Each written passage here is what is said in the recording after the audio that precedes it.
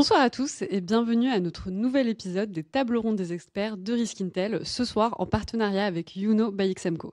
Nous allons parler d'une thématique extrêmement importante qui est celle de la veille en cybersécurité, nouvelles menaces, nouveaux outils. On va commencer par introduire les speakers de notre table ronde. Je vais commencer par vous, Charles Dagua. Une petite présentation. Bonjour Yasmine. J'ai commencé à travailler dans le domaine de la cyber il y a environ 15 ans chez XMCO. J'ai commencé d'abord comme analyste et j'ai participé à la création du CERT. Et puis j'ai accompagné la croissance de l'entreprise et aujourd'hui je m'occupe de la partie service manager qui inclut du coup l'activité de veille. Marc-Frédéric Gomez. Bonsoir, je suis Marc-Frédéric Gomez, je suis responsable du CERT du groupe Crédit Agricole et j'interviens sur tout ce qui est la cybercriminalité et la gestion de crise. Antonin Hilly. Merci Yasmine. Bonsoir. Moi je suis Antonin Hilly, donc je suis le directeur des opérations chez Sesam IT et Sesam IT est un des éditeurs français leaders sur le marché du NDR, les sondes de détection. Olivier Jacques. Bonsoir, Olivier Jacques, donc directeur technique et scientifique de France Cyber Maritime. France Cyber Maritime, c'est une association loi 1901 qui est basée à Brest mais à vocation nationale et qui travaille sur les sujets de la cybersécurité maritime et portuaire avec deux missions principales. La première, c'est d'opérer un CERT maritime sectoriel et la seconde, c'est de contribuer au développement d'un écosystème de cybersécurité maritime pour couvrir les besoins particuliers du secteur. Étienne Baudin. Bonjour, Étienne Baudin, je suis en charge du CERT et du SOC du groupe Caisse et Dépôts et je suis également un administrateur de l'association InterCERT France qui favorise le partage et les échanges entre équipes de réponse à incidents de sécurité. David Bizel. Bonjour, donc David Bizel, je suis cofondateur et je m'occupe de la direction scientifique de Sequoia.io.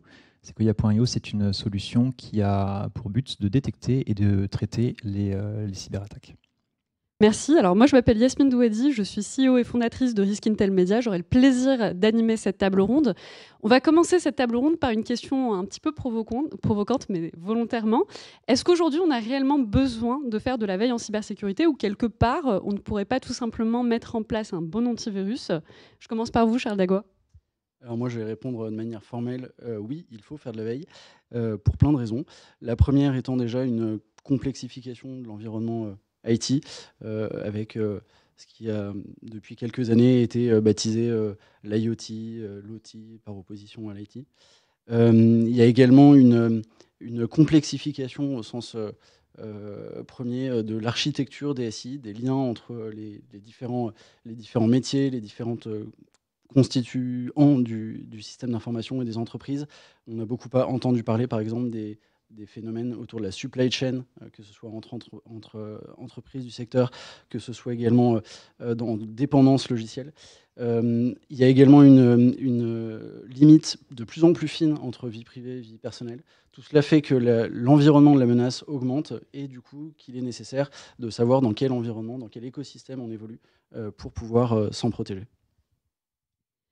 Alors, je pense qu'on va quand même demander à d'autres intervenants. Vous, Antonin Hilly, qu'est-ce que vous en pensez de la veille en cybersécurité? Alors évidemment, je vais rejoindre ce que vient de dire Charles, c'est une nécessité absolue. Aujourd'hui, de faire de la veille, on voit que le contexte évolue vite, très vite. On est face à une menace qui est très mouvante, qui se professionnalise, qui gagne bien plus que la criminalité autour du trafic de drogue, par exemple. Donc, on n'a pas d'autre choix que d'essayer aujourd'hui de connaître nos adversaires pour pouvoir adopter une bonne posture de cyberdéfense. Donc on ne peut pas faire autrement que de faire de la veille en cybersécurité. Alors on peut l'appeler de plein de noms différents, mais c'est aujourd'hui une nécessité.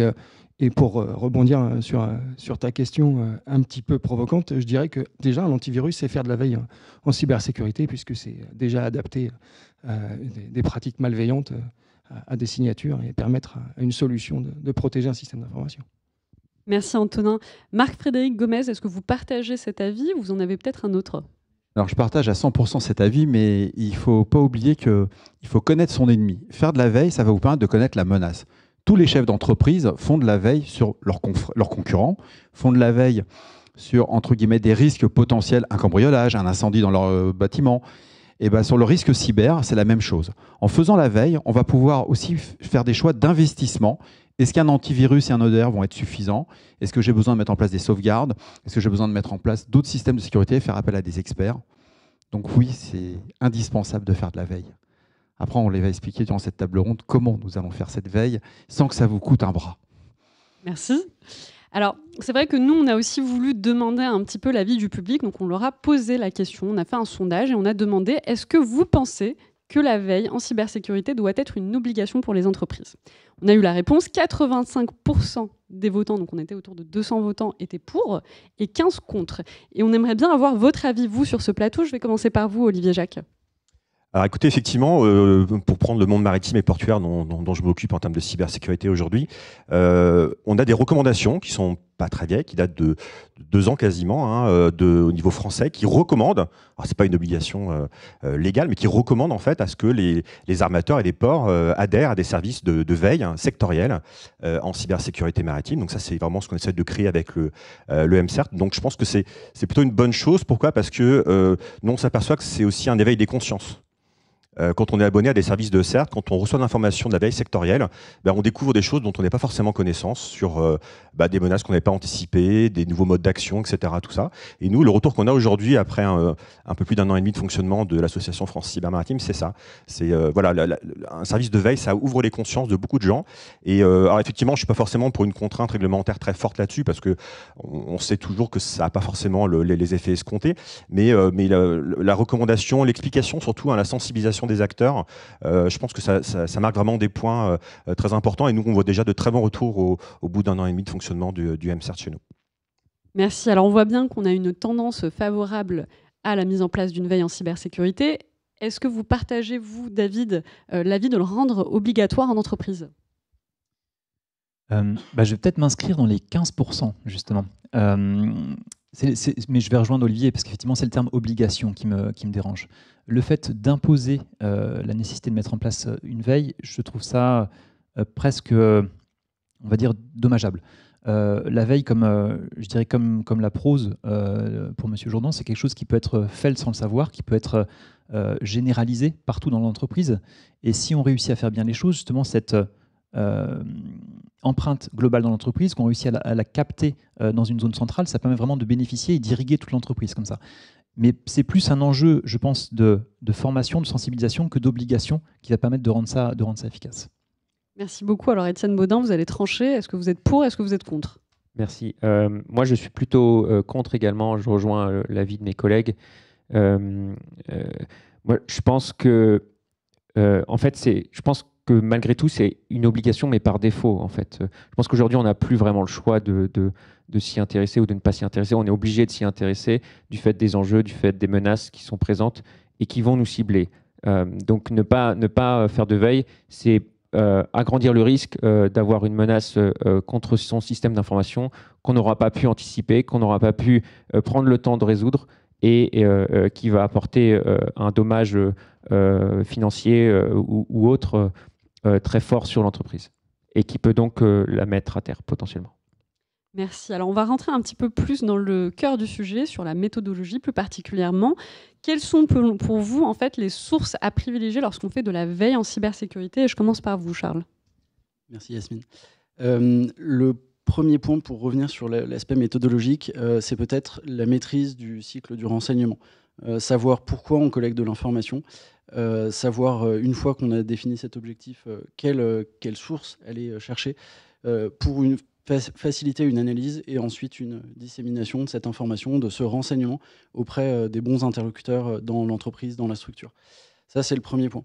Une fois qu'on a cet aspect méthodologique qui est cerné, il est important, je pense, de différencier quelques types déjà d'identifier des sources qualifiées et ensuite, pour ces sources qualifiées, de différencier quelques approches, l'aspect purement technique avec différentes mailing lists, des blogs d'éditeurs, de chercheurs, des publications ou des sites d'éditeurs.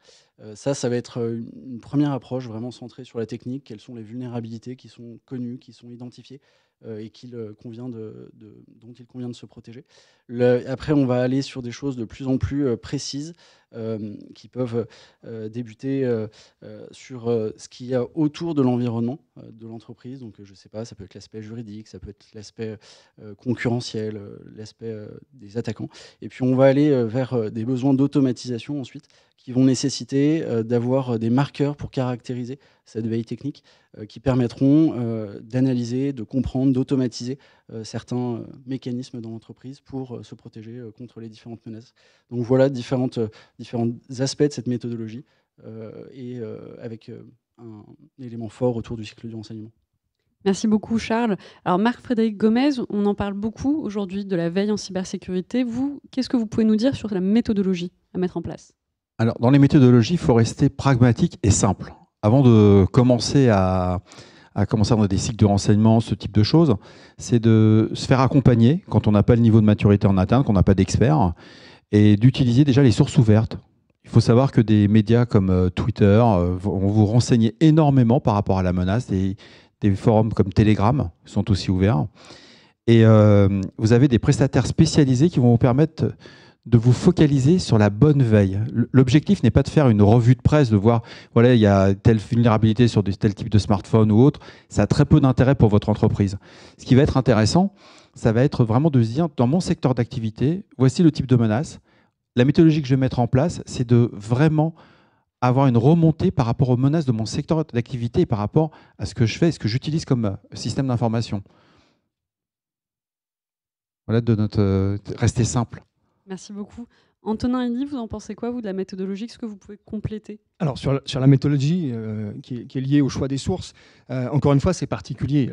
On a un certain nombre de questions à se poser avant de choisir une source. Nous, chez Sésame, par exemple, la première chose qu'on se pose comme question, c'est on regarde qui, on regarde quoi, on regarde pourquoi, on regarde pour qui, parce que ça va déterminer des sources. Des sources, il en existe une multitude. On a parlé des sources ouvertes.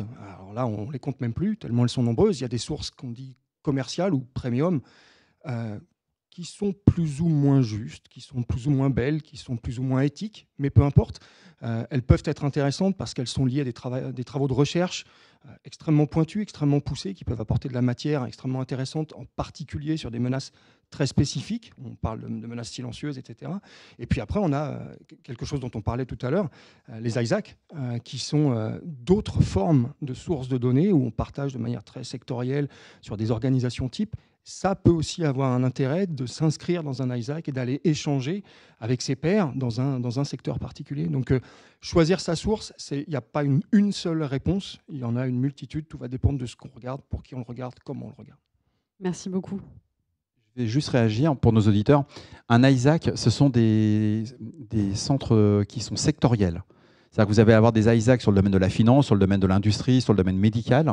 Et ce sont vraiment des échanges sectoriels qui vont intervenir. Et il faut être introduit pour avoir accès à ces informations. On ne peut pas y aller de soi-même en disant « Tiens, je vais me connecter sur le FS-ISAC qui est celui du Financial Sectors ». Et celui-ci, on n'aura pas accès. Il faut que quelqu'un vous introduise. C'était juste cette petite précision. Et au niveau des sources ouvertes, il ne faut pas hésiter à s'appuyer sur des prestataires. Si on prend aujourd'hui en sources ouvertes, c'est plus d'1 million de sources qui sont aujourd'hui agrégées chaque jour. C'est ce qu'on voit, nous, à travers certains prestataires. Aucune entreprise, réellement, n'a la capacité à agréger 1 million de sources tous les jours. Donc, il faut vraiment se céder et se faire appuyer par des prestataires. Merci beaucoup. Alors, vous avez tous mis en avant finalement l'importance des sources et j'aimerais rentrer un petit peu plus sur le détail. Quelle est aujourd'hui la place des réseaux communautaires et plus particulièrement le recueil de sources en peer-to-peer ? Est-ce que c'est quelque chose qu'on doit privilégier aujourd'hui ou juste ne pas mettre de côté ? Je commence par vous, Étienne Baudin. Merci. Effectivement, je pense que c'est aujourd'hui absolument essentiel d'échanger avec ses pairs, avec ses communautés. Aujourd'hui, c'est quelque chose qu'on fait beaucoup, évidemment, entre équipes de réponse à incidents au travers de l'Intercert. Et on voit les résultats chaque jour au travers des échanges qui peuvent naître, soit simplement entre membres, soit directement avec l'ensemble de la communauté pour partager et échanger. Et ces groupes, ces réseaux communautaires, finalement, à eux-mêmes deviennent des nouvelles sources de veille pour apprendre de l'information, pour être au courant de quelque chose avant même que la plupart des gens n'en aient conscience, et pour pouvoir réagir de fait le plus vite possible par rapport à cette éventuelle nouvelle menace qui vient de se produire. Donc finalement, c'est quelque chose aussi d'important à ne pas mettre de côté. Exactement. Pardon. Et vous, Olivier Jacques, vous en pensez quoi ? Écoutez, le MCERT étant membre de l'Intercert France, je ne vais pas aller trop à l'encontre de ce qui vient d'être parfaitement dit. Non, ce qui est important déjà, c'est effectivement un CERT sectoriel, c'est un tiers de confiance. Il faut comprendre que quand on est une entreprise, on a tous des vulnérabilités, on connaît des cyberattaques, on peut avoir du mal à aller dire j'ai été victime d'une cyberattaque ou j'ai eu détecté ça ou je l'ai détecté avec beaucoup de retard. Voilà. Le fait d'avoir un tiers de confiance à qui on peut transmettre cette information-là, qui va l'anonymiser, la retransmettre, c'est quelque chose d'attendu et d'important. Donc c'est le rôle des ISAC, effectivement, qui est plutôt un acronyme d'origine américaine, mais on commence à voir ça qui arrive en Europe. Et le rôle des CERT sectoriels, c'est vraiment ça, c'est de collecter l'information, de l'analyser, l'anonymiser, de la retransmettre au sein d'une communauté. Et on voit que ça commence vraiment à faire son effet et à bien fonctionner. On a de plus en plus, nous, de remontées d'armateurs et de ports qui n'hésitent plus à nous dire moi, j'ai été victime d'une tentative d'arnaque au président. Voilà tous les éléments que j'ai eus, etc. Est-ce que vous pouvez diffuser ? Ils nous demandent même, est-ce que vous pouvez anonymiser et diffuser ça auprès des adhérents ? Et nous, on le fait avec beaucoup de plaisir. Donc, ça commence vraiment à prendre et les gens comprennent vraiment l'importance d'être bien organisés face à des gens qui attaquent en face et qui sont extrêmement bien organisés aussi. Après, ce qui est important aussi, c'est de travailler avec ses pairs, mais aussi à l'extérieur. Donc, nous, on a des partenariats avec la Norvège, avec les États-Unis, parce que le cyberespace, il ne s'arrête pas aux frontières de l'Hexagone, notamment dans le monde maritime et portuaire. Donc, ça, c'est extrêmement important. Donc, voilà, c'est vraiment ça qui nous importe. Et puis, l'intérêt aussi des échanges intersectoriels. Nous, on voit qu'on a pas mal de points communs avec le monde de l'aviation, notamment, ou avec le monde du spatial, parce qu'on a des systèmes de télécom par satellite à bord des bateaux. Donc, je pense que là aussi, c'est quelque chose qu'on a peut-être vocation à développer dans les années à venir, avec des partages plus denses entre les secteurs qui ont des points communs ou des sources d'attaque aussi qui peuvent être un petit peu communes. On en reviendra justement sur toutes les questions sectorielles. Donc finalement, ces réseaux communautaires sont des réseaux qui dépassent les frontières de la France. Je comprends que c'est quelque chose... Largement, mais ils doivent dépasser les frontières de la France, parce que réfléchir simplement sur la frontière hexagonale, c'est pas suffisant. Après, effectivement, il faut toujours le faire avec prudence, avec mesure. Et nous, là, les échanges qu'on a aujourd'hui avec l'étranger montrent leur pertinence. On a vraiment des échanges qui sont de très très bon niveau, avec des informations qu'on n'a pas forcément nous à notre niveau parce qu'on les veille pas. Et à l'inverse, on diffuse des informations que d'autres ne veillent pas, et donc comme ça ensemble on est plus fort. Donc cette notion de travail pair à pair avec des homologues certes à l'étranger, c'est vraiment extrêmement important. David Bizel, vous souhaitiez peut-être réagir? Un petit complément, parce que quand on parle des réseaux communautaires, ce qu'il faut bien voir, c'est qu'au sein de ces communautés, il y a un périmètre qui est défini. On a parlé de l'Intercert, le périmètre Intercert, effectivement, c'est un scope qui va être français. On a d'autres communautés qui sont associées, par exemple, je pense à des thématiques techniques sécurité, dans lesquelles là, on va trouver des groupes d'experts spécialisés sur des domaines particuliers. Et on va dire, des entreprises peuvent parfois être envieuses de dire moi, j'aimerais bien être dans ces communautés pour être alimenté. Il y a deux choses déjà par rapport à ça, c'est qu'en général, et Marc-Frédéric l'a dit tout à l'heure par rapport aux ISAC, il faut souvent montrer patte blanche. C'est qu'il faut être légitime finalement pour rentrer, voire potentiellement avoir fait une démarche. Et il ne faut pas, justement, si une entreprise, on va dire, dispose en interne d'une structure de type CERT, je l'inviterais vraiment à s'ouvrir vers l'extérieur, parce que c'est en se rapprochant de ces structures communautaires qui permettent justement d'avoir ces échanges que, à travers cette structure CERT, ça va permettre de distiller du savoir, de la connaissance qui sera très valorisante, enfin très valorisée après dans l'entreprise. Alors, par curiosité, vous disiez il faut montrer patte blanche. Est-ce que vous pouvez peut-être aller un petit peu plus loin? Exemple tout simple, les ISAC, une approche sectorielle. Si vous êtes une structure de l'aviation, vous n'allez pas rentrer dans une structure qui est dédiée à la pharma. Et c'est aussi simple que ça. C'est vraiment des fois par rapport juste à l'étiquette que vous avez, vous êtes légitime pour rentrer ou pas dans telle ou telle organisation. Ce n'est pas des choses forcément très compliquées, c'est juste qu'il y a une notion de cohérence, et justement pour que le réseau d'échange fonctionne bien, il faut qu'il y ait de la cohérence entre les membres. Si tout le monde parle de tout et n'importe quoi parce qu'on a fait rentrer tout le monde de façon n'importe comment, ça n'a plus forcément de sens. Allez-y, Étienne. Oui, juste un point également intéressant, je pense, à ajouter, c'est que quand on veut intégrer dans ce type de réseau, il faut accepter de partager. Il ne faut pas juste rentrer pour écouter les autres et récupérer l'information. Je pense que c'est aussi important, évidemment, de partager aux autres ses échecs, ses réussites, et ensemble grandir, finalement. Très bien. Alors, vous parliez justement de la veille sectorielle. On va rester un petit peu sur la méthodologie. Est-ce qu'aujourd'hui, il est plus pertinent, quelque part, de faire une veille sectorielle ou de ratisser large pour s'assurer justement de meilleurs résultats? Quelle est la meilleure démarche? Alors, je ne sais pas s'il y a une meilleure démarche. Encore une fois, il faut toujours s'adapter à un contexte ou à un besoin. Je vais prendre un exemple très bête, mais qui est très parlant. Demain, je dois aller faire de la veille stratégique pour un avionneur. Immédiatement, on va dire, OK, secteur de l'aviation, de l'aérospatiale, je vais cibler toute ma veille en cybersécurité sur l'aérospatiale. Parce que je me doute que ce que craint l'avionneur, c'est qu'on lui vole sa propriété intellectuelle sur les plans d'avion. Mais en fait, non. Ça se trouve, je me trompe complètement. Ce que craint le plus l'avionneur, c'est qu'on lui vole ses bons de commande, pas forcément son avion. Parce que son avion, il a déjà été dépouillé des pieds à la tête par une autre nation qui sait exactement comment le reconstruire. En revanche, si je me focalise que sur de l'espionnage industriel, je vais rater le mercenaire qui a été envoyé par le concurrent direct de cet avionneur qui veut lui piquer ses bons de commande pour aller vendre un avion beaucoup moins cher et qui connaît exactement le client, etc. Donc, je ne dois pas forcément me focaliser sur un secteur si je travaille pour une entreprise. Il faut que je me focalise sur le risque qui est porté par l'entreprise. Qu'est-ce qu'elle risque de perdre, d'accord, si elle reste exposée de cette manière-là, et comment je peux l'aider à ne pas le perdre. Donc la veille, elle doit s'adapter au risque et pas simplement se focaliser sur un secteur en particulier. Alors, les ISAC, on en parlait, c'est extrêmement important. Mais comme il l'a été dit, le fait de montrer patte blanche, c'est aussi une histoire de confiance. Tu l'as parfaitement dit, il faut partager. Mais quand on partage, on dit des secrets. Il faut que ça reste entre nous. Et les ISAC ont été aussi conçus pour ça. On parlait de FS, on parle de pharma, on parle d'industrie. Les gens, ils savent de quoi ils parlent et ça reste entre eux. Donc, la veille sectorielle, ce n'est pas forcément la solution à toutes les veilles en cybersécurité, et faire ratisser large, ce n'est pas forcément non plus une solution. Je pense qu'il faut se focaliser sur un risque en particulier et essayer de le couvrir. Bien. Alors, moi, je vais mitiger un peu les propos. La veille sectorielle permet quand même pas mal de choses, c'est surtout déjà de vous concentrer sur un périmètre. Et il faut savoir que quand vous êtes dans des grandes entreprises, on a la chance en France d'avoir la NSSI, et ils font de la veille sectorielle par rapport au domaine. Si on prend le cas des domaines de la finance, ça va vous permettre déjà de vous dire, je vais orienter mes radars vers tel type d'attaque, tel type de risque qu'ont eu mes confrères, parce que vous n'êtes pas forcément dans un FS-ISAC, mais quand vous rentrez à l'Intercert, il y a aussi déjà, entre guillemets, des groupes sectoriels. Et si je prends le cas dans le domaine financier, on n'est pas concurrent. C'est-à-dire que les certes, quel que soit l'établissement financier ou d'assurance, on va parler, on va partager sur l'incident que nous avons eu, mais c'est fait suivant des règles de confidentialité. On ne va pas utiliser cette information pour dire, bah tiens, en fin de compte, je vais le mettre dans la presse, un tel a eu un incident, nous, on est meilleur que lui. Donc, au contraire, ça va être une remontée qu'on va utiliser en interne. On a eu tel sujet qui est remonté, il y a tel groupe d'attaquants qui est en train de nous menacer, et il a déjà fait tel dégât ailleurs.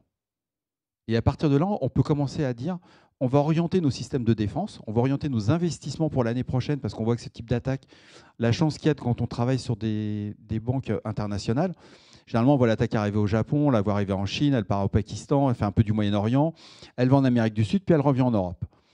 Et on a un temps d'avance. Avant que ça arrive sur la France, on a parfois entre 24, 48 heures, voire un petit mois, dans certains cas, pour se préparer, pour mettre en place ce type. Donc, la veille sectorielle, oui, j'y crois énormément. Je dis que c'est le début de la maturité.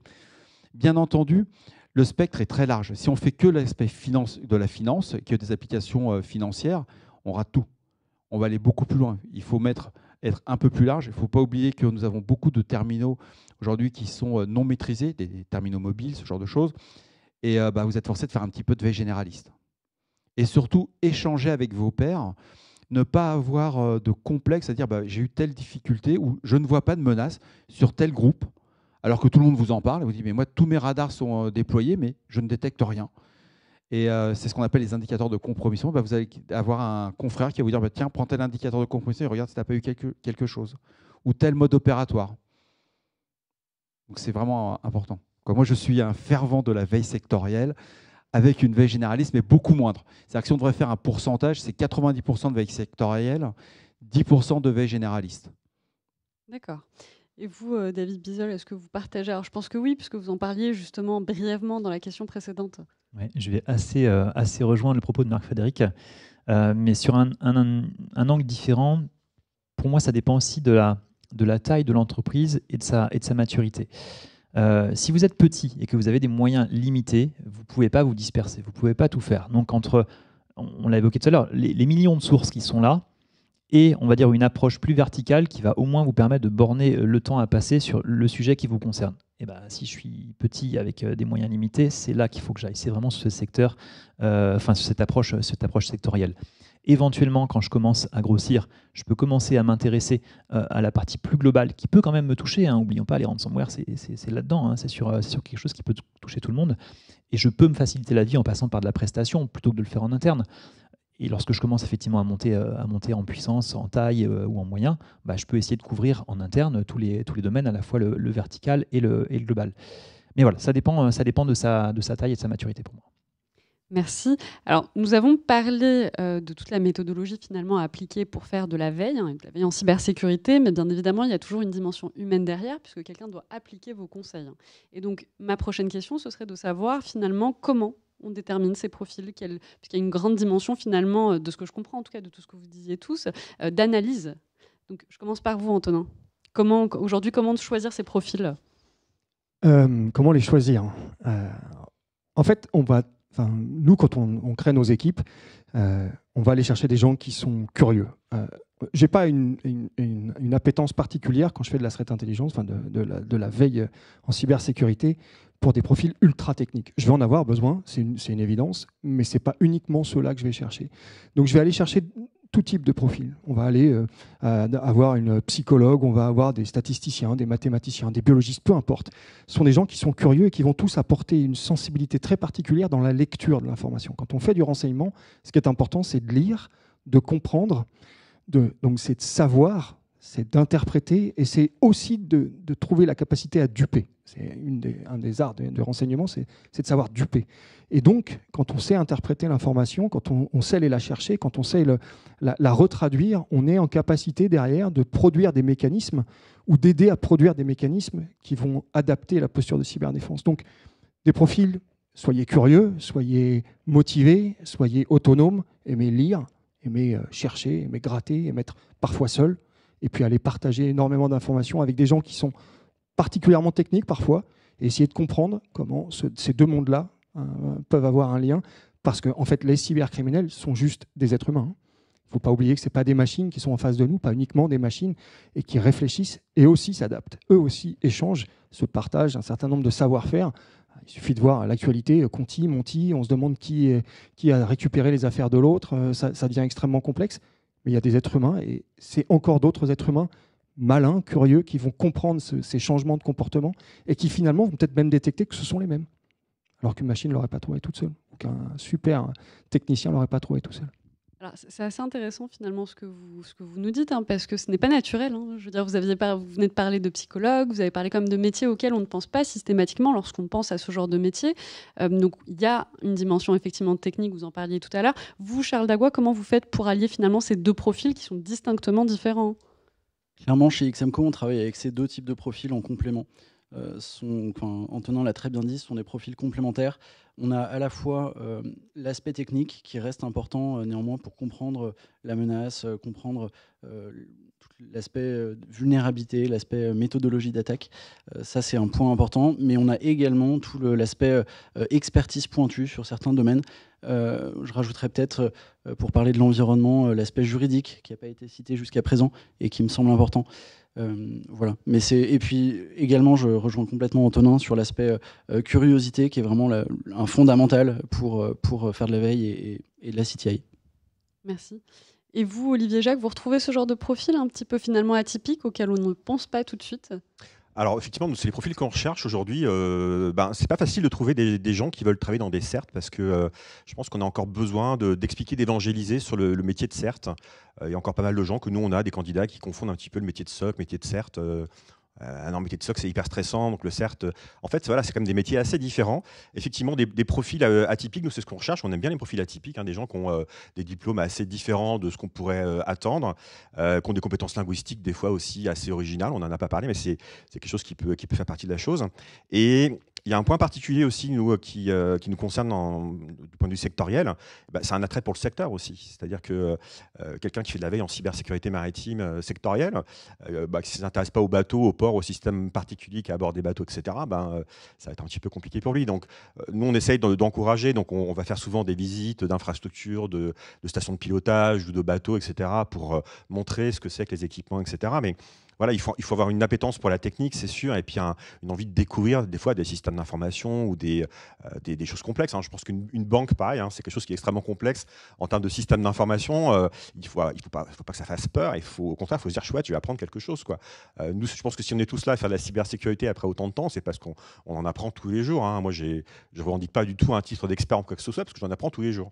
Et c'est ça qui est vraiment intéressant. Donc, effectivement, cet aspect curiosité, remise en question, volonté d'apprendre, qui pour nous est vraiment essentiel dans les profils que l'on recherche. Et on recrute d'ailleurs, j'en profite, s'il y a des gens qui sont intéressés, n'hésitez pas à venir à Brest, il fait beau et c'est sympa. J'allais faire passer le même message sur le recrutement, mais c'est surtout le fait quand vous travaillez dans un CERT, c'est la passion qui doit être vraiment votre premier moteur.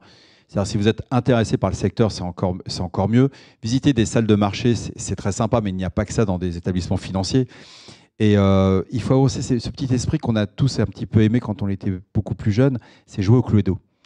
Ça fait sourire, mais avoir quelqu'un qui aime résoudre des problèmes, parce que travailler dans un CERT, c'est résoudre des problèmes. On va jamais vous émettre des solutions, vous n'aurez que des problèmes à résoudre.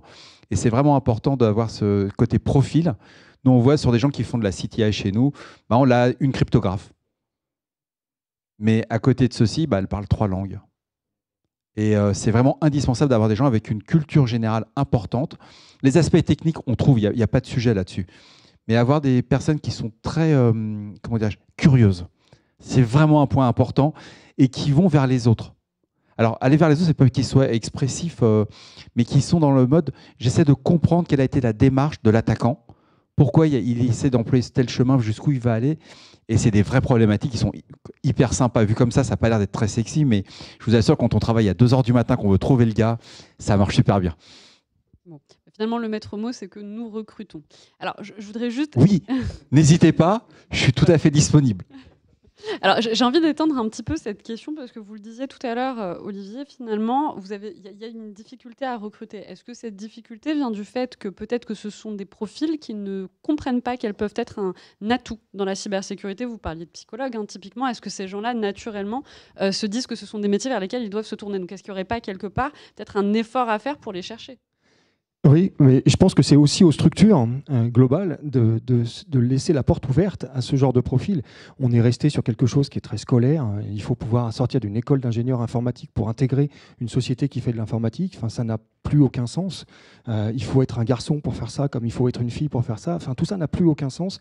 Je pense que les grandes structures doivent se dire, OK, si mon équipe de réponse à incident me dit qu'ils ont besoin d'avoir un profil de psy ou de biologiste pour pouvoir intégrer l'équipe de Threat Intel, alors je les écoute et je demande aux équipes de recrutement d'aller chercher ces profils-là et pas simplement de dire « Ah non, mais ça ne rentre pas dans la grille puisque ce n'est pas l'école ». Donc, oui, nous, on doit faire plus de promotion sur le fait qu'on a besoin de ce genre de profil, mais on doit aussi avoir des structures qui nous épaulent là-dessus en nous disant « Ok, ça n'avait pas de sens il y a 10 ans, ça a un sens aujourd'hui, on adapte tout ça ».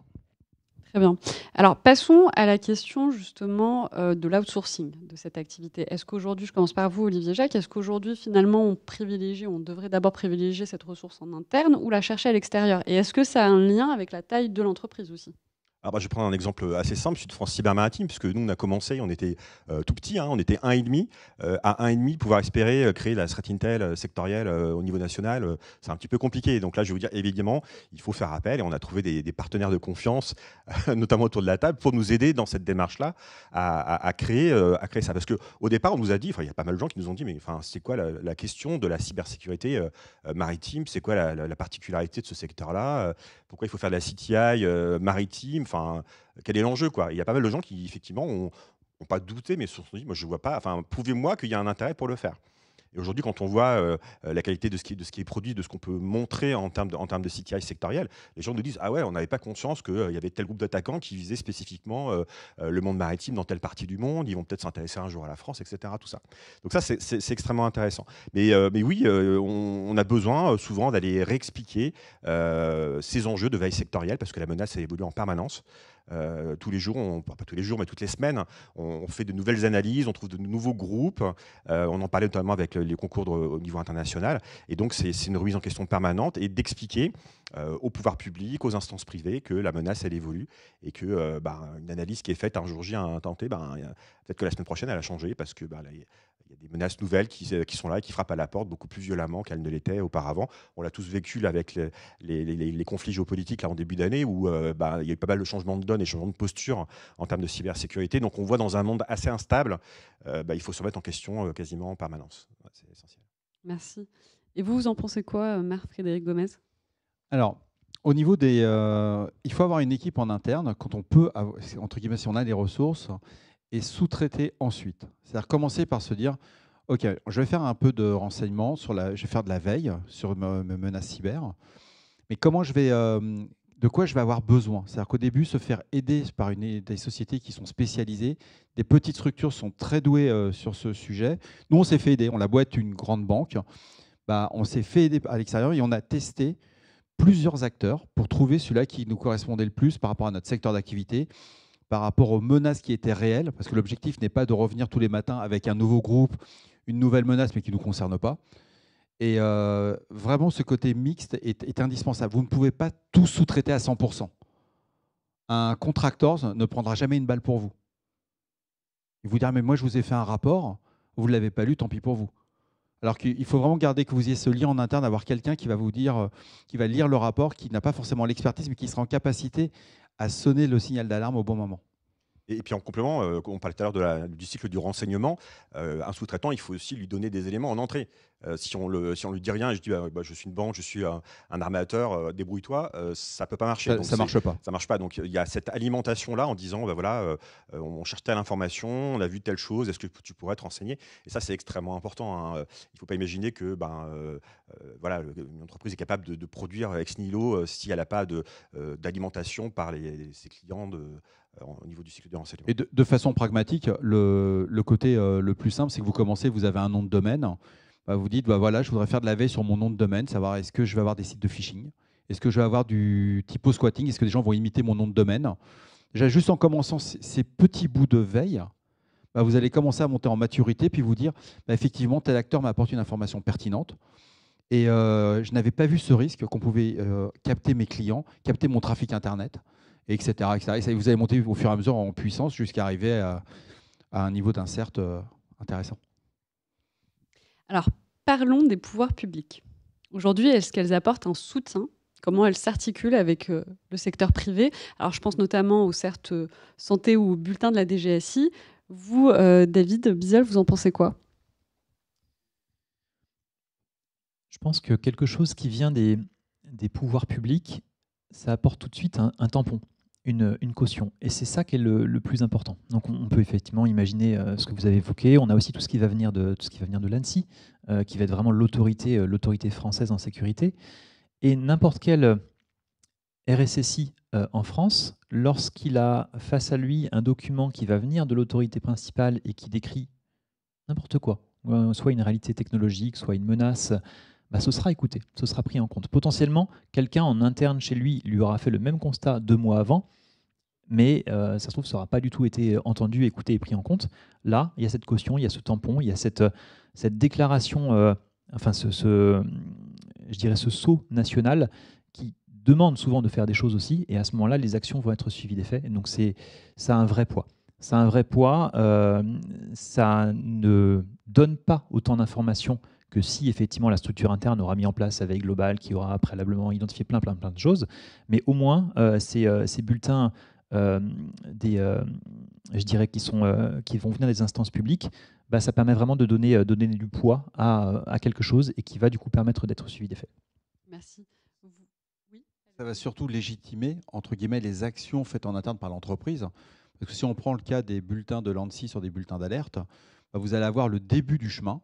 On va vous dire, il y a telle menace qui est faite, il y a tel groupe qui s'intéresse par exemple à des hôpitaux, voici leur mode opératoire, et ça va vous permettre tout de suite de savoir si vous en interne, vous êtes prêt ou pas à combler cette menace. Et aujourd'hui, si vous consultez le site de l'ANSSI, il y a vraiment une mine d'informations qui est gratuite, il n'y a rien de payant, c'est extraordinaire cette chance qu'on a nous en France. On peut s'appuyer sur des documents comme le guide de l'hygiène. Rien qu'en suivant ce simple guide, ainsi que sur les guides sur tout ce qui est renseignement CTI, alors c'est le terme anglais, je sais que l'ANSSI traduit beaucoup de termes anglophones. Je n'ai pas le terme français, je suis désolé. Mais tout ce qui est veille sur la menace vous permet tout de suite de pouvoir justifier auprès de votre direction. Voilà, on est en train de travailler sur tel sujet. On pense que c'est intéressant parce qu'on va être ciblé. Et ce côté, comme tu disais David, ce tampon permet de légitimer le fait qu'on va travailler sur ce sujet, qu'on va brûler du fuel tout simplement, sans forcément trouver parfois une menace ou un résultat qui va nous toucher. Charles ? Oui, on parlait tout à l'heure du cycle du renseignement et sans remettre du tout en cause la qualité de l'information qui peut être produite par les autorités, qualité qui était mise en avant par David. Je pense que par rapport au cycle du renseignement, il y a peut-être une difficulté dans la dissémination de cette information et donc parfois dans l'exploitation qui peut en être faite par les différentes entreprises. Donc il y a une information de grande qualité qui est produite. Par contre, elle n'arrive pas toujours au bon destinataire et l'action n'est pas toujours prise pour autant. D'accord. Et vous, Olivier Jacques, vous en pensez quoi du rôle du pouvoir public ? Finalement, on a eu plusieurs réponses. Donc, Oui, il y a toujours des réponses enrichissantes. Alors, nous, c'est un petit peu particulier parce que France Cyber Maritime Association, on a des gens du secteur privé, on a des gens du secteur public, on a même un collège acteur public. Donc, l'ANSSI est adhérente notamment de France Cyber Maritime comme cybermalveillance.gouv.fr. Donc, voilà, on a des échanges très fréquents avec eux. Alors, le soutien pour nous, il a été très concret. Déjà, on a eu un soutien financier dans le cadre du plan de relance, comme des CERT régionaux qui vont également être financés dans ce cadre-là. Donc ça, c'est déjà un gros appui pour lancer ce centre de coûts, finalement, qui est le CERT. Sans ce support financier-là, on n'aurait pas pu démarrer notre activité très clairement. Après, il y a eu une démarche d'incubation aussi par l'ANSSI qui est extrêmement valorisante et importante, puisque en 6 mois, on a pu rencontrer quasiment tous les experts du renseignement d'intérêt cyber en France et qui ont pu nous expliquer comment monter un CERT et quels écueils éviter. Donc ça, c'est un premier point. Et après, sans reprendre ce qui a été dit, je pense qu'il faut aussi penser à tout ce qui est relations bilatérales avec les pouvoirs publics. On attend souvent beaucoup d'eux, ce qui est normal. On a une belle agence en France, donc c'est bien d'attendre beaucoup d'elle, mais aussi pouvoir lui donner des informations. Donc nous, typiquement, le bulletin qu'on produit au profit de nos 60 adhérents, on le diffuse à l'ANSSI. Et des fois, ils y trouvent des choses effectivement qu'eux n'avaient pas forcément vues parce que extrêmement sectorielles, extrêmement tournées vers les ports ou les armateurs qui n'ont pas forcément les capacités de veiller à leur niveau. Mais voilà, donc l'échange, il doit être vraiment également bilatéral. Je pense que c'est extrêmement important. C'est extrêmement important et ils sont demandeurs. Il faut savoir que lors des réunions sectorielles avec l'ANSSI, il y a un tour de table qui est fait et il y a un échange qui va dans l'autre sens. Il n'y a pas que l'ANSSI qui alimente. C'est-à-dire qu'on n'est pas en mode on va écouter et on dit rien. On va échanger. Nous, on a vu ça. Et au fur et à mesure, quand on fait le tour de table, on découvre que c'est les mêmes menaces, c'est les mêmes groupes. Et derrière, l'avantage, c'est que la puissance de l'agence, c'est qu'elle peut faire un focus sur une menace qui est commune. Et là, c'est vraiment un gain de temps. Et là, le service public, il est au rendez-vous. Merci. Juste pour compléter ce que disait Olivier Jacques, côté InterCert France, l'ANSSI subventionne également l'association. Donc elle est présente aussi pour nous pour développer l'activité de la communauté et le partage entre les membres. Merci. Alors, nous avons pris tout à l'heure quelques minutes pour parler de l'évolution des profils. On a parlé assez longuement et c'était assez enrichissant. J'aimerais qu'on parle cette fois-ci de l'évolution des technologies, puisque finalement, la table ronde, c'est la veille en cybersécurité, nouveaux outils, nouvelles menaces. Donc, il y a eu une évolution ces dernières années de la menace en cybersécurité et forcément, on a dû s'adapter en termes de technologie. Et donc, Charles Dagourgois, je vais commencer avec vous. Quelles sont aujourd'hui les nouvelles technologies qu'on peut utiliser dans la veille en cybersécurité ? Alors avant de parler des nouvelles technologies, j'aimerais peut-être reprendre en 3 points un petit peu l'évolution sur les 20 dernières années. Dans les années 2000, la veille, c'était quelque chose qui était très artisanal, qui était à la fois artisanal au niveau des sources. Il y avait peu de sources dont la qualité était parfois limitée. Il y avait peu d'outils également pour faire de la veille. Il y avait peu d'acteurs qui réalisaient de la veille. C'est quelque chose qui a évolué dans les années 2000 avec la création de différents standards. On peut penser à la base du MITRE, la base CVE, on peut penser aux standards des CPE également, qui ont vu leur adoption croître jusqu'aux années 2010. Dans les années 2010, on est arrivé sur une période de maturation, on va dire, de la thématique de la veille, qui a été, dont les entreprises se sont emparées, dont les professionnels, les sociétés se sont emparés. Les éditeurs ont également joué leur jeu, enfin une part du jeu, en produisant plus ouvertement du renseignement sur les problèmes qui les concernaient et sur la façon de les corriger. Et puis, dans les années 2010, on a vu ensuite apparaître des premiers standards, non pas sur la définition de l'information, sur la caractérisation de l'information, mais plutôt sur l'échange de cette information. On a vu apparaître aux alentours des années 2015 des standards comme Stix, Taxi, pour faciliter la structuration, l'échange de ces informations entre partenaires, entre outils. On a vu également des outils apparaître pour faciliter l'échange industriel de ces informations, comme on peut penser à des plateformes comme MISP ou comme OpenCTI. Et puis on arrive dans les années 2020 où aujourd'hui, vraiment, une fois que ces plateformes, ces standards, ces protocoles d'échange sont bien définis, on arrive maintenant dans une étape qui est importante, qui est la consommation de cette information facilitée. Et donc voilà un petit peu, je pense, l'état où nous en sommes aujourd'hui. Merci. David Bizel, vous, qu'est-ce que vous pouvez nous dire sur l'évolution des technologies et comment elles ont pu être utilisées face à l'évolution de la menace cyber ? Oui. Je vais parler des choses les plus simples d'un point de vue technologie pour juste rester sur la partie veille et captation d'informations publiques. Faire ça, ça prend un certain temps, donc il s'agit d'avoir un bon socle outillé pour le faire. Nous, typiquement, on a une équipe d'à peu près 20 personnes qui travaillent en quotidien sur la production de renseignements, dont cette partie-là, captation d'informations en source ouverte. Pour faire ça, aujourd'hui, on va travailler déjà en capitalisation des choses qui nous intéressent le plus, donc une base qui permet de définir des liens. Ensuite, ces bases de liens vont être, ou plutôt les objets, les informations venant de ces sources-là vont être taguées, catégorisées, définies si c'est intéressant, si ça ne l'est pas, vont être ensuite diffusées sur différents canaux qui vont alimenter nos équipes, donc des canaux internes, les smartphones, etc. Et à chaque fois, ce sont des outils différents. Donc là, typiquement, j'ai évoqué des choses comme Feedly, comme InnoReader, comme Raindrop. C'est de l'outillage interne qu'on va utiliser justement pour ces environnements de veille.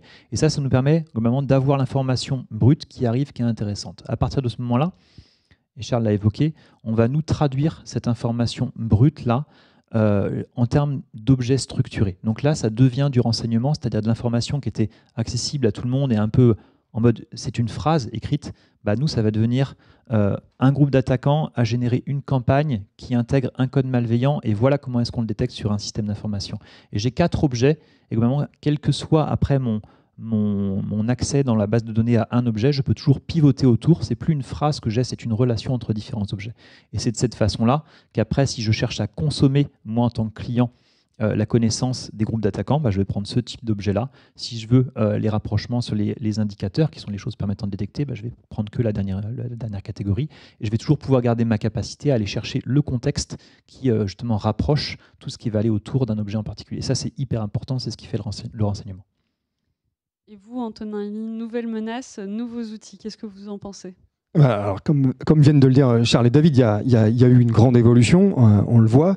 Il ne faut pas oublier que vous pouvez faire votre propre veille avec des outils très simples. La syndication RSS, tu parlais tout à l'heure de Feedly.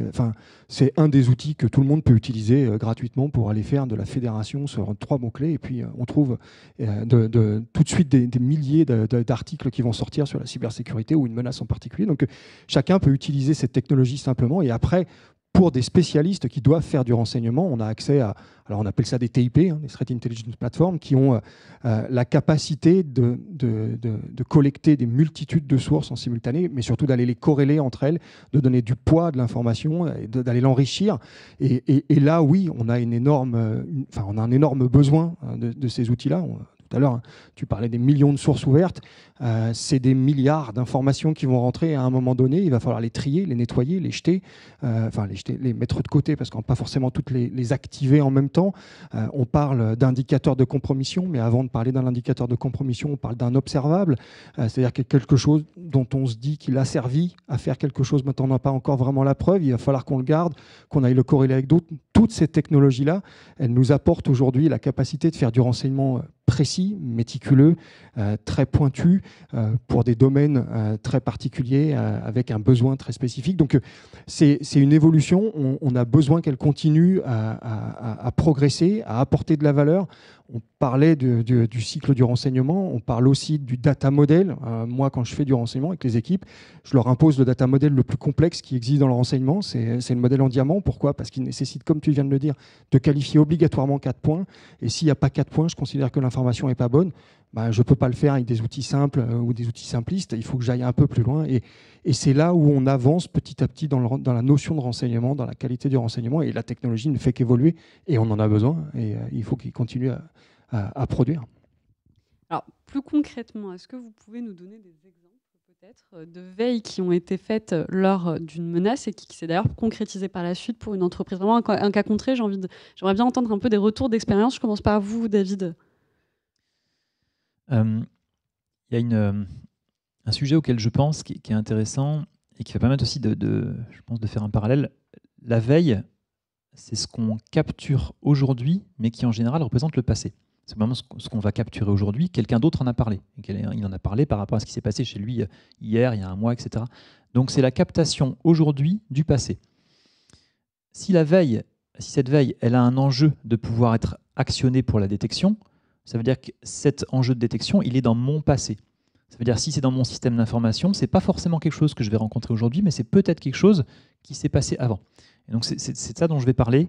Il y a à peu près un an, je crois, on branche un nouveau périmètre SOC dans notre solution, sur la partie XDR, donc qui permet aux équipes SOC justement de détecter les attaques sur leur périmètre. Et quelques jours passent, et d'un point de vue de nos travaux sur la threat intel, on travaille sur une investigation sur un groupe iranien. Et donc du coup, en rentrant dans la base de connaissances, justement le mode opératoire et les indicateurs de ce groupe iranien, il s'avère qu'on retrouve dans les informations du passé, à travers un mécanisme qui s'appelle le retro hunt, qui permet de trouver, lorsqu'on définit des nouveaux indicateurs, la recherche dans le passé des objets connus de ce périmètre-là, on trouve un indicateur justement dans ce périmètre client associé à cette attaque iranienne. Et ce client-là, du coup, était ravi de pouvoir avoir, à travers une veille d'aujourd'hui, connaissance qu'il y a plusieurs mois au préalable, cette attaque, on va dire, était arrivée sur son périmètre. Parfait. Qu'est-ce que vous en pensez, vous, Antonin Elie? C'est un cas concret. Hein. Alors, c'est toujours compliqué parce qu'il ne faut pas qu'on dévoile un certain nombre de détails qui sont plus ou moins croustillants et qui pourraient intéresser beaucoup de monde, mais on ne peut pas le faire. Typiquement, avec Sésame, on fabrique ce qu'on appelle des scénarios de détection avancés qui sont liés, qui sont produits grâce aux équipes de renseignement. Et on était en train de travailler sur la production d'un scénario qu'on envoie à certains de nos clients. Et au moment où on l'envoie, le client déploie et se rend compte que finalement, il se met à sonner. Alors on s'est dit, c'est bizarre, ça ne concerne pas son secteur. Et en fait, attaque opportuniste. Et ça a fonctionné. Le scénario détecte, grâce à l'enchaînement des règles qu'on crée et à la threat intel qu'on avait produite pour justement créer ce scénario, détecte un cas concret d'une attaque qui était en train de démarrer. Totalement opportuniste. L'attaquant, à mon avis, ne savait même pas du tout où il était. Et voilà, on a gagné un temps précieux. On a permis à ce client de réagir extrêmement vite. Ça aurait pu être dramatique. Et c'est un vrai beau travail de la threat intel associé à des technos qui fonctionnent derrière. Étienne Baudin? Merci. Alors moi, je parlais plutôt côté veille en vulnérabilité. Et je pense en particulier à la vulnérabilité Log4j qui est sortie en fin d'année dernière. On a identifié très rapidement la vulnérabilité grâce à la veille qu'on avait en place au sein de l'équipe. Et en fait, avoir cette capacité et donc cette vulnérabilité identifiée aussi rapidement, ça nous a laissé derrière beaucoup de temps pour pouvoir mettre en place les mesures correctrices et pour pouvoir être prêt une fois que les attaquants allaient se mettre en place pour nous attaquer finalement. Donc voilà, je pense que la veille, c'est aussi du temps qu'on gagne par rapport aux attaquants lorsqu'ils vont tirer parti des vulnérabilités qui sont publiques, mais dont l'exploitation est encore pas forcément triviale ou pas encore complètement automatisée. Et il faut vraiment tirer parti de ce temps qu'on a grâce à cette veille pour avancer et éviter le plus grave. Alors, allez-y, David. Juste pour rebondir sur ce que disait Étienne, c'est vrai quand il y a une vulnérabilité qui apparaît, qui fait un peu le buzz, qui est un sujet chaud, c'est une course contre la montre en fait qui démarre effectivement d'un point de vue des attaquants parce que eux vont chercher à développer des codes d'exploitation pour l'utiliser à leur profit le plus rapidement possible. Mais du coup, pour ceux qui font de la veille, de l'autre côté défenseur, il y a aussi l'enjeu du temps qui passe pour comprendre cette vulnérabilité et savoir mettre en place les mesures palliatives pour éviter justement que demain ou dans une semaine, l'entreprise soit vulnérable à une attaque qui sera arrivée à ce moment-là. D'où l'importance de travailler en réseau. Et si on prend le cas de Log4j, on l'a découvert comme tout le monde, on s'est dit qu'est-ce qu'on fait? Et plutôt que d'essayer de résoudre le problème tout seul, quelle que soit la taille de l'entreprise, qu'on soit un grand groupe ou une petite entreprise, c'est tout de suite de se dire je vais contacter les autres équipes de réponse à incident. Voilà ce que je vois chez moi. Est-ce que, par exemple, on avait vu, il y avait des POC qui permettaient de simuler si la vulnérabilité était présente ou pas dans nos systèmes d'information. Il y en avait qui étaient bons, d'autres qui étaient moins bons. Et grâce à cet échange, en quelques heures, vous avez gagné des semaines de travail. C'est-à-dire que vous êtes en capacité à dire je vais mobiliser les ressources internes de l'entreprise parce que je sais que ce POC-là, lui, il fonctionne. Et vraiment, ce n'est pas un faux positif. On va pouvoir avancer dans le patch management et tout ce qui va se suivre derrière. Et même chose sur les règles de détection qu'on peut mettre en place. Il y avait sur cette vulnérabilité en particulier des mécanismes de détection qui étaient possibles. Et je me souviens qu'on se les partageait entre équipes bancaires à ce moment-là, puisqu'on a un réseau de confiance très, très fort. Et c'est extrêmement enrichissant. On gagne tous du temps à partager et à s'enrichir les uns les autres de cette information, de cette connaissance. Une petite pensée pour les PME et les petites entités, que ce soit publiques ou privées. Parce que la threat intel, on en parle comme ça, mais il y a plein d'entreprises encore en France pour qui c'est un monde qu'elles ne connaissent pas du tout, parce que le monde de renseignement d'intérêt cyber, ce n'est pas quelque chose qui leur parle. Des fois, elles n'ont pas encore de capteurs, même au sein de leur système d'information. Elles ont aucune organisation. Donc, je pense qu'il faut aussi qu'on prenne le temps de l'accompagnement de ces structures-là. Ce serait quand même dommage de mettre en place de la super CTI partout en France et de rater notre tissu de PME de petite taille, où des fois, il n'y a même pas de RSSI à temps plein d'ailleurs, et qui sont quand même des grosses victimes des campagnes qu'on a pu voir de cyberattaques, essentiellement cybercriminelles, mais pas que. Je pense qu'il faut vraiment penser à eux aussi quand on adapte nos produits, nos solutions à des entreprises comme ça. Alors, j'ai fait un peu de publicité pour ma paroisse. Il faut savoir que dans les banques, on fait des réunions de cybersécurité pour sensibiliser justement les dirigeants, les TPE, PME par rapport aux risques cyber. Et on voit aussi pour leur... Il n'y a pas d'offre de service, on ne vend rien. Bon, je vais être très clair, il n'y a pas d'offre. C'est juste vraiment sensibiliser sur le fait qu'une entreprise qui se fait attaquer, qui n'a pas fait de veille, généralement, c'est le dépôt de bilan. C'est ça la réalité. C'est-à-dire quand on parle d'un ransomware, tout le monde se dit c'est pas très grave.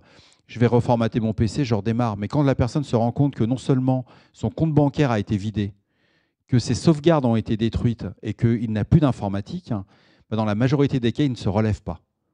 Et il n'y a pas de prêt à la consommation pour payer une rançon. Ça n'existe pas. Je suis désolé.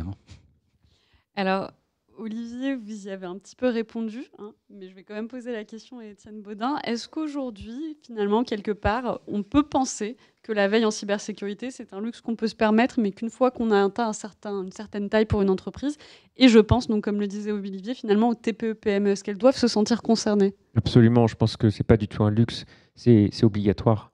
Il faut y aller. Je pense que, comme le disait Marc Frédéric à juste titre, il faut y aller de manière très pragmatique et très simple au début pour se concentrer sur ce qui va avoir du sens dans un premier temps pour l'organisation et puis élargir au fur et à mesure, s'appuyer sur des organisations externes qui vont pouvoir vous aider de par leur connaissance, de par leur expertise et petit à petit comme ça grandir sur un système de veille opérationnel et qui va pouvoir informer et prévenir, anticiper, réagir plus vite à des attaques. Et vous, Charles Dagua, vous en pensez quoi? Je suis parfaitement d'accord avec ce que vient d'évoquer Étienne. La veille doit être un outil pour monter en maturité pour les petites structures. Évidemment, ce sont des structures qui ne peuvent pas disposer d'équipes en interne pour adresser cette thématique. Elles doivent s'appuyer sur des partenaires de confiance. On a parlé tout à l'heure de veille sectorielle. Je ne suis pas certain que la veille sectorielle pour ces petites structures soit la priorité à T0. Le but, ça va être déjà de commencer par les basiques pour monter en maturité et pour comprendre l'environnement de la menace, pour comprendre les sujets sur lesquels ces structures doivent porter leur attention en priorité. Et puis, il ne faut pas oublier l'argument pour externaliser ce type d'activité, au moins au début. Il ne faut pas oublier que ces structures, leur objectif, ce n'est pas d'avoir un service sécurité, ce n'est pas de développer ce type de compétences, c'est d'avancer sur leur métier, sur leur business. Et il ne faut pas mélanger les sujets, il faut se concentrer sur son métier. Merci. Alors, on arrive à la dernière question de cette table ronde, qui est une question un petit peu généraliste. On va essayer d'ouvrir sur un sujet qui a beaucoup défrayé, on va dire, la communauté en cybersécurité, qui est celle finalement de l'assurance cyber. Donc, on le sait tous, on l'a vu, ce rapport dédié à essayer de développer l'assurance cyber en France pour protéger les entreprises françaises. Alors, ça a beaucoup fait parler finalement, puisque pour beaucoup, c'était aussi une façon de dire qu'on pouvait accepter de payer une rançon. Alors, ma question finalement pour la relier, vous allez y répondre. Vous allez y répondre. Alors, ma question pour la mettre en lien avec la veille, c'est est-ce qu'on peut imaginer un futur dans lequel finalement les assurances pourraient donner des primes plus élevées aux entreprises qui se seraient fait attaquer mais qui n'auraient pas mis en place finalement une veille en cybersécurité? Et puis plus largement, vous pouvez aussi donner votre avis sur ce rapport. Je commence par vous, Antonin Ly. Alors, plus qu'une question généraliste, c'est une question sacrément piège, celle-là. Parce que, on finit bien. Oui, on finit bien. Allez, on élimine la partie troll de l'histoire. Payer une rançon, ça n'a aucun sens, on ne paye pas de rançon, point. Maintenant, la question, elle est bien plus profonde, en fait. C'est comment on fait pour dédommager une entreprise qui a subi une cyberattaque et comment on fait pour évaluer le niveau de dédommagement qu'on va lui donner. C'est exactement le même principe que la couverture des risques sur une voiture. On en parlait tout à l'heure sur une maison, peu importe. Il faut qu'une entreprise aujourd'hui comprenne qu'elle s'expose. D'accord, et qu'elle risque de perdre une partie de sa production, risque de son activité, elle risque de fermer, elle risque de mettre une partie de sa population, enfin de ses employés au chômage, etc. Ok, il faut l'entendre. Et à partir de là, il faut mettre en place un certain nombre de mesures. Et on va, entre guillemets, récompenser, parce que je préfère ça à tout ce qui est négatif, du genre réprimander. On va récompenser ceux qui font plus d'efforts pour travailler sur les audits, réduire la surface d'attaque, faire de la veille sur les vulnérabilités et dire je fais tout ce que je peux, ok, je l'ai raté celle-là, elle était trop complexe, elle vient de sortir, ils m'ont tapé, je suis mort, bon bah aidez-moi. Et là, on imagine très bien qu'un assureur va dire bah, évidemment, voilà, ça fait partie de ce que je peux couvrir. Maintenant, il y a des choses qu'on peut rendre obligatoires. Alors on parlait tout à l'heure d'un certain nombre de sujets, le guide de l'hygiène, tu en parlais. Il y a encore des boîtes qui découvrent que de ne pas mettre un remote desktop directement sur Internet, un accès distant sur son système d'information pour faciliter le télétravail, c'est super sympa sur Internet. Il faut arrêter, on est en 2022, celui qui fait ça, il va mourir. Il faut qu'il soit conscient de ça. Il faut juste réfléchir et dire, OK, qu'est-ce que je dois faire, qu'est-ce que je ne dois pas faire. Et puis, on pourrait imaginer une sorte de barème qui soit très simple à mettre en œuvre pour les assureurs et dire, OK, casse coché, c'est OK, casse coché, c'est OK, casse pas coché, pas couvert. Et puis, à la fin, tu veux payer une rançon quand même, là, compte pas sur moi du tout. Compte pas sur moi du tout, tu m'auras pas. Merci. Charles Dagua. Alors, je pense qu'il y a plusieurs éléments dans cette réflexion. Et je dis ça sans aucun troll. Le premier point, c'est déjà que l'assurance n'a pas, c'est pas un monde de philanthropes. L'assurance n'a pas pour vocation à distribuer le paiement des rançons comme ça. Ça, c'est le premier point. Le deuxième point, c'est que l'assurance a pour vocation à accompagner les entreprises, et je pense que ça, c'est un point que tu évoquais à l'instant, Antonin, à monter en maturité. Là-dessus, il faut vraiment voir l'assurance comme étant ce type d'acteurs et de promoteurs, on va dire. Et c'est peut-être d'ailleurs par ce type d'acteurs qu'on peut développer l'activité de veille auprès de ces structures. Le troisième point, c'est... et j'ai perdu mes idées. Le troisième point... Excusez-moi. Ça reviendra. Je suis désolé. Il n'y a pas de souci. Vous vouliez rebondir ? Je voulais juste dire, une assurance cyber, c'est un peu comme une assurance d'un emprunt immobilier. C'est-à-dire que vous avez un certain nombre de critères à remplir pour que la banque vous donne accès à l'assurance, et l'assurance dit « j'ai un risque à couvrir ». Donc pour une entreprise qui n'a pas de politique de sécurité, on va prendre le cas d'une TPE, PME, elle va faire une PSSI, ça n'existe pas, qui ne fait pas de mise à jour de ses systèmes d'information, si elle vient voir n'importe quel assureur et qu'elle dit « je veux que vous m'assuriez le risque cyber Je ne parle même pas du paiement de la rançon, parce que là, on n'y est même pas. L'assureur va dire, mais attendez, là, il y a un risque majeur. Il est hors de question que je vous vende quelques contrats que ce soit sur le domaine cyber. Par contre, si on l'a face à une TPE qui est dans le domaine du numérique, qui est extrêmement vigilante, qui a mis en place des processus, qui arrive avec le même type de demande, je voudrais avoir une offre qui me couvre contre des risques cyber, y compris le paiement de la rançon, bah, l'assurance va commencer à évaluer le risque, sachant qu'elle ne sera plus aussi, j'en parlerai pas le terme naïf, mais elle n'avait pas vu ce risque-là il y a quelques années arriver. Et depuis ces 3 dernières années, le risque du ransomware maintenant est quelque chose qui a été identifié. Les assurances ont bien compris que pour mettre en place un risque couvert, parce que c'est un risque qu'on va couvrir, eh ben, il y a des prérequis. C'est comme pour un prêt immobilier. Si vous annoncez que vous êtes en fin de vie, que vous êtes en phase terminale, etc., vous allez avoir du mal quand même à avoir un prêt. L'assureur va dire « je ne peux pas couvrir ce risque parce que je vais prendre le carton ». Et dans le cas de la cyber, ça va être pareil. Quand une TPE ou une PME va venir, il n'y a pas de politique de sécurité, il n'y a pas de RSSI, à part le dirigeant qui dit bah oui, de temps en temps, je fais une mise à jour une fois tous les 3 ans et je continue à utiliser du Windows XP sur mes caisses enregistreuses. L'assureur, il est pas fou, c'est pas un fou furieux. Il va dire bah non, je ne peux pas vous assurer sur ce risque-là. Par contre, je vais vous assurer sur du cambriolage, du feu, sur d'autres points, mais pas celui-ci. Donc il faut vraiment, c'est pas du troll. Et le coût de la rançon, c'est un problème législatif, juridique, qu'on n'en a pas abordé. On n'a pas le droit de payer une rançon. Ça s'appelle du blanchiment d'argent. Non, on n'a pas le droit, c'est interdit. Donc aujourd'hui, le Sénat, c'est un projet de loi, il n'a pas encore été voté. Il faut faire extrêmement attention. Et c'est juste pour éviter qu'il y ait des poursuites auprès des chefs d'entreprise qui seraient contraints de devoir payer une rançon. C'est pour éviter une certaine... un certain état de fait, un état des lieux qu'on voit aujourd'hui. Mais il faut rester hyper vigilant et il faut se préparer. Et le risque cyber, c'est vraiment quelque chose que les chefs d'entreprise doivent prendre en compte aujourd'hui de plus en plus, et on le voit à travers nos échanges. C'est systémique. C'est pas juste je me suis fait cartonner, je passe à autre chose et dans 2 minutes c'est fini. L'entreprise, 1 fois sur 3, c'est quelque chose que nous on voit en interne, elle ne se relève pas. 6 mois plus tard, il n'y a plus d'entreprise.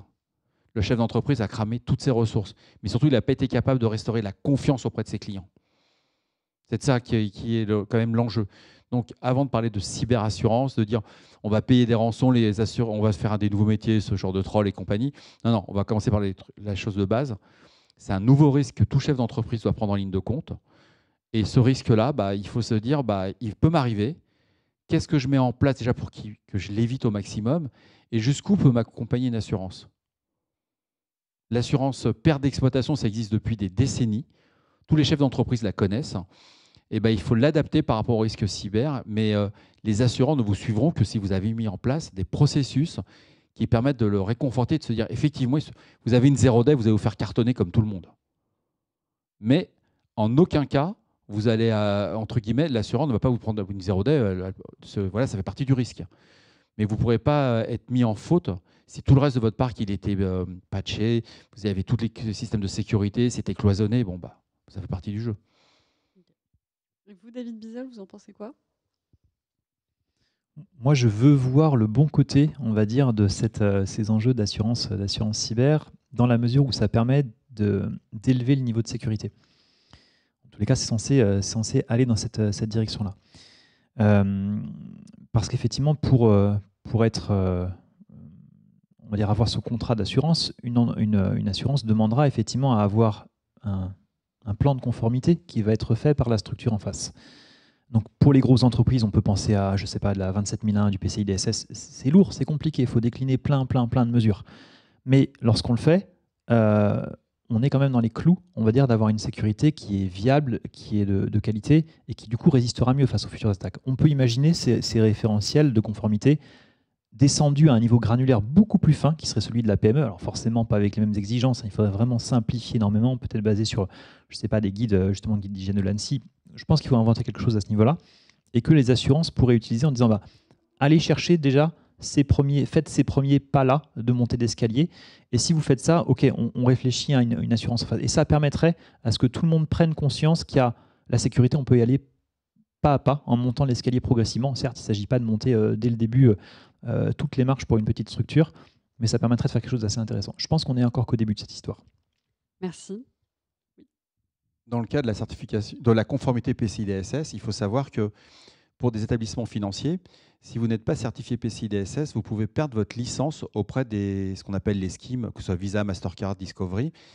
Et inversement, si vous êtes conforme, si vous démontrez que vous avez fait des audits, que vous avez entre guillemets certifié les périmètres sur lesquels vous faites circuler de la donnée carte bancaire, bah, vous allez avoir une garantie. Vous n'allez pas avoir de pénalité. Et là, vous avez une assurance qui marche déjà. Mais le niveau d'exigence est extrêmement élevé. On parle de la preuve, c'est-à-dire ce que vous dites doit être écrit, ce qui est écrit doit être fait dans les systèmes d'information. Donc il y a ce système qui est vérifié. Et si à un moment vous dites que vous avez fait du durcissement d'un système d'information avec tel paramètre qu'il n'apparaît pas, un seul paramètre manquant suffit à ne pas avoir sa certification PCI DSS. Merci. C'est extrêmement exigeant, mais vous êtes garanti, vous êtes assuré. Merci en tout cas à tous d'avoir répondu aux questions que nous vous avions préparées sur Risk Intel Media. On va passer aux questions du public. Alors, avant de vous les annoncer, sachez que beaucoup de personnes sont intéressées pour postuler. On vous demande comment. Donc, à donner peut-être une information à la fin. Donc, je vais commencer. Malheureusement, on ne pourra pas tout prendre, mais on va en sélectionner quelques-unes. Alors, pensez-vous judicieux de différencier un IOC, donc Indicator of Compromise, d'un IOA, Indicators of Attack?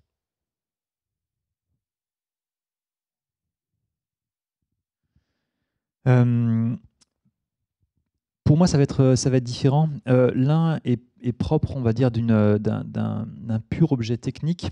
L'autre, on va dire, est plutôt associé à du comportemental, du comportemental, d'une façon de faire. On va appeler des TTP souvent aussi. Donc l'IOC, on va dire, c'est ce qui va permettre les deux vont permettre potentiellement de dire j'ai une empreinte et cette empreinte, elle correspond à. Sauf que l'un est basé, par exemple, sur un rapprochement bête et méchant, donc une consultation sur un nom de domaine particulier, ça va être un IOC, et l'autre, ça va être sur une succession d'actions qu'un système fait. Bah, cette succession d'actions, elle montrera également que l'attaquant, c'est le même et qu'au lieu de se connecter sur le domaine, bah, il fait autre chose à travers cette succession. Ce sont des objets différents, façon de faire et objets techniques, mais ça va permettre d'identifier ou d'indiquer effectivement le fait que derrière, il y a tel problème, tel attaquant. Alors, seconde question, comment mesurez-vous la pertinence d'une information issue de la veille? Alors ça, c'est vaste. C'est vaste et c'est complexe. Parce que la pertinence, elle va dépendre de plein de facteurs. Elle va dépendre de la source déjà, de la fraîcheur de la source, du nombre de fois où on va retrouver cette information, donc de son occurrence, du nombre de fois et du nombre de sources différentes avec des fiabilités sur chacune des sources. Et puis, de l'intérêt qu'on va avoir pour l'information à un moment donné. C'est-à-dire que nous, un renseignement, quel qu'il soit, il va avoir un poids qui va changer de jour en jour en fonction de l'actualité, en fonction de la corrélation qu'on va faire avec d'autres événements. Donc, c'est une notion qui est très particulière, la pertinence, parce qu'elle va évoluer en fonction du contexte dans lequel on va utiliser la dite information. Donc, c'est primordial et c'est ce qui caractérise, entre autres, la notion de renseignement. C'est d'être capable de faire évoluer ce score, ce poids de chacune des informations, cette pertinence. Si je peux me permettre juste un complément pour cette personne, si elle est intéressée pour une réponse très théorique, elle peut aller se renseigner sur pour l'OTAN, le code de l'amirauté, qui permet de définir justement précisément la fiabilité d'une source et la confiance d'une information. Ce serait la réponse théorique. C'est pas forcément marrant, mais... Oui, exactement. Alors, troisième question, on a discuté de sources de veille standard, Twitter, commercial. Quelles sont les sources de veille moins standards? Moins standard. Alors, je ne sais pas trop comment répondre à ça. En fait, standard, on entendait par là le fait que c'est accessible de manière assez simple. Twitter est un média qui est complètement ouvert au public, un peu moins accessible. On a des sources qui sont un peu plus commerciales ou premium ou qui sont réservées à des cercles particuliers. On a parlé des ISAC, qui étaient très fermés. C'est pas très standard, même si l'information qui est échangée reste standard, mais la source en elle-même l'est pas trop. Après, évidemment, on a tout ce qui est underground où là, c'est forcément lié à la capacité qu'on a à pénétrer ce monde. Il y a des endroits où on ne peut pas y rentrer si on n'est pas promu, invité, etc. Donc, c'est moins standard. Maintenant, Au final, nous tous experts du renseignement, elles deviennent toutes à peu près standards. C'est juste la façon d'y aller qui n'est pas tout à fait triviale, ou la façon d'y rester, ou la façon d'aller récupérer l'info, parce que c'est pas toujours aussi simple. Standard, je ne sais pas si c'est non standard ou si la réponse convient, mais voilà. Alors, pour répondre à la question, pour avoir accès à toutes les sources, on va éviter les mots, ce que j'appelle buzzword, deep web, dark web et compagnie, on va laisser tomber. C'est le côté, on utilise un navigateur, une connexion Internet standard. Après, on va avoir accès à des réseaux. Donc, si on prend le cas du réseau Tor, voilà, vous avez accès au réseau Tor, mais une fois que vous êtes connecté sur votre navigateur, vous dites, je fais quoi? C'est ça le sujet. Et vous avez après des moteurs de recherche qui sont spécialisés par rapport à des menaces, qui vont vous amener sur des forums, et ces forums, pour y rentrer, c'est comme les ISAC, il faut montrer patte blanche. Et sur certains forums, malgré le fait que vous pouvez y rentrer une première fois, pour y rester, il faut échanger de l'information. Si par exemple vous rentrez dans un forum de cybercriminels où ils échangent des données financières ou des données personnelles, si vous voulez rester plus de quelques jours, vous allez devoir aussi à votre tour donner des données personnelles ou financières. Ça fait partie des règles. Donc ce type de choses est très très peu pratiqué parce qu'on est on est complètement dans l'illégalité la plus complète. On ne va pas donner de l'information sur des clients ou sur quelque chose pour avoir accès à d'autres informations. C'est comme la récupération des fuites de données. Le fait de récupérer une fuite de données, même si ces données sont à vous, ce n'est pas légitime. Votre entreprise a une fuite de données, vous allez sur un système d'information qui ne vous appartient pas et que vous dites, tiens, je récupère, ce sont mes données, je veux voir ce qu'il y a. C'est extrêmement compliqué sur le droit français. Donc, au niveau des sources, il faut rester dans du classique, ne serait-ce que si vous faites déjà des sources comme Telegram, Twitter, un petit peu de Signal, vous allez déjà récupérer vraiment beaucoup, beaucoup de choses. Et les forums, qui sont des forums fermés, entre guillemets, qui sont avec des activités cybercriminelles, c'est vraiment réservé à l'État et aux forces de police. C'est à eux d'y aller. Ce n'est pas à vous, en tant qu'entreprise commerciale, à dire « je vais me connecter sur un forum de pirates, de cybercriminels, et je vais observer ce qu'ils font ». Vous pouvez le faire, il n'y a rien de vous empêcher de le faire. Mais sur un plan juridique, vous mettez en risque votre entreprise. Voilà, puis aussi, nous, la personne qui fait ça chez nous, il se fait virer. C'est aussi simple que ça. Voilà, je préfère être clair. Il y a aussi la puissance des capteurs techniques dont on n'a pas trop parlé, mais c'est vrai que dans une entreprise assez grande, vous avez de multiples capteurs techniques, d'analyse de journaux, d'analyse de sons, de détection d'intrusion, etc. C'est aussi une source d'information énorme, d'information qui peut être privilégiée parce qu'on ne la voit pas forcément ailleurs, mais qui demande là par contre un gros travail d'analyse derrière et de recoupement pour être certain que ce qui est remonté là, c'est vraiment une information qu'il faut traiter en tant que telle et pas juste du bruit de fond ou autre chose. Mais c'est effectivement important. Sur des volumétries, nous, là, sur certains secteurs d'activité, c'est ce qu'on peut voir, ce sont des chiffres publics, il n'y a rien de secret. On est sur entre 15 et 25 000 événements par seconde. Sur certains bouts d'activité uniquement. Donc quand il faut aller chercher du bruit, un bruit de fond, du hunting, c'est-à-dire rechercher quelque chose d'anormal, une personne qui est en congé, qui se connecte à 2 h du matin des Philippines, mais qui réellement est dans le Creusot. Ce genre de choses, ça peut sembler simple quand on le dit comme ça autour de cette table, mais il faut qu'à ce moment-là, un analyste percute en disant « c'est pas normal que j'ai une connexion des Philippines », alors que la personne peut être en congé et être partie aux Philippines.